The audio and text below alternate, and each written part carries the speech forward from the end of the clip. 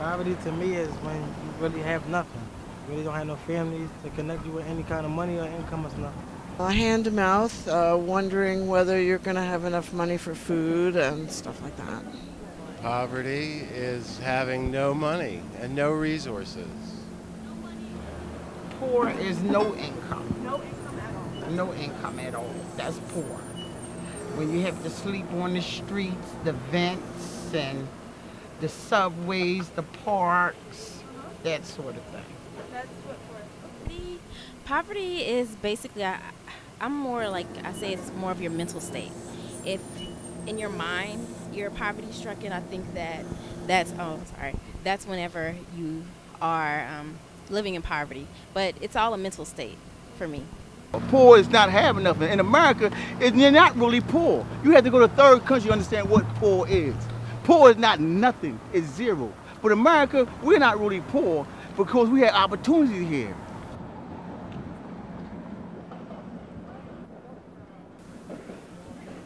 I consider that like middle low class. I think they are poor because of how the economy is set up. You need way more than $30,000. That's not even enough for one person, so let alone a family of 5.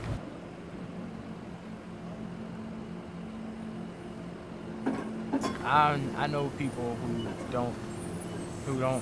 get less than $30,000 a year who support, families of 4, families of 5, off of, just one person supporting the whole family. So I don't think that's considered poor because I went through things like that in my life, and I thought I was poor, but now that I look back on it, I wasn't poor because of the fact that I was supplied with the things I needed, even though it was a struggle to get there, to get what I needed.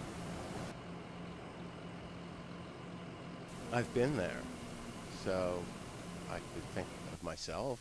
I feel sorry for anyone who's in that position. Well, because I know what it's like to be without a home and to the insecurity of it and not knowing where your next meal is or where you're going to sleep or,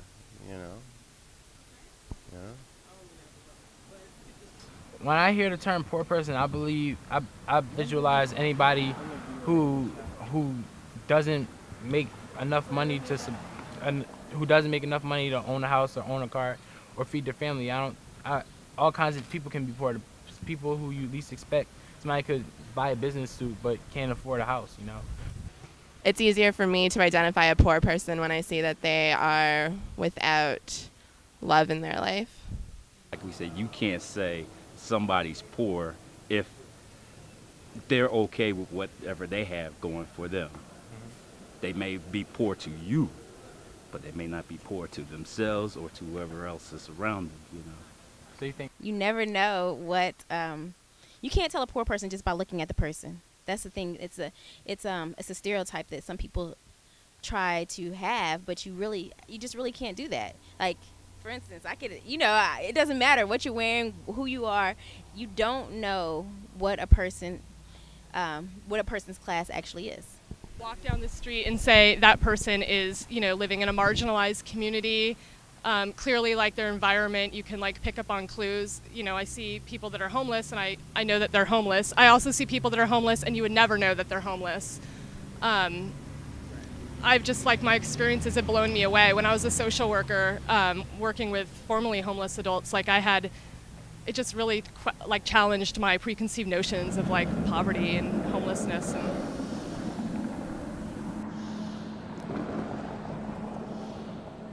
I think poverty is a matter of effort. Mental illness, I think, definitely plays a really substantial role in poverty and homelessness. And I think that it's not necessarily being born into poverty, because I think that that's one step, but then there are other things that feed into it that keep that sort of ongoing. I think it has something to do with it, your upbringing, your heritage, the job choices you make, even back to your ancestries. What did they do to make day-to-day livings, and where it takes you from, and higher education? I believe that the way that our economy is, it it really needs a number of people to be at the bottom.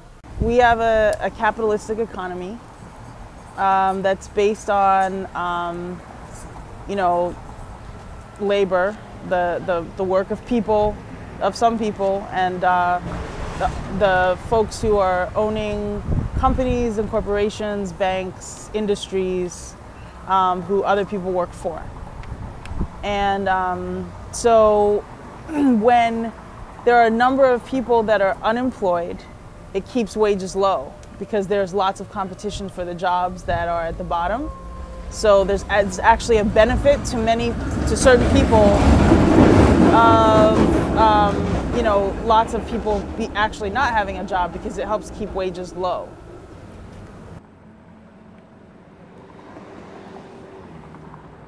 Our government, I mean, I guess they're aware of it. I don't know how much. Yeah, that's a complicated question, I think. I think I have an answer that I feel more sure about it. I think that our country specifically spends way too much money on the military budget. Government is doing what they can do, but you have to take the effort to do something too. We can't all blame the government for everything because we have to acknowledge and take the things that we have and make the best of it.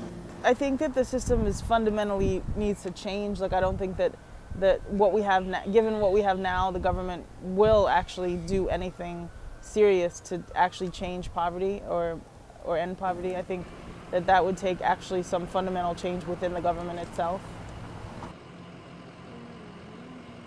But it's up to young people to take the knowledge and education here at the university that they have here. There's so many institutions and education in Philly, but it's up to the young people to take that knowledge to try to get that opportunity. That it's really important that people get organized. I don't think there's anything. I don't think anyone gives us anything for free. I think we have to organize for what we want.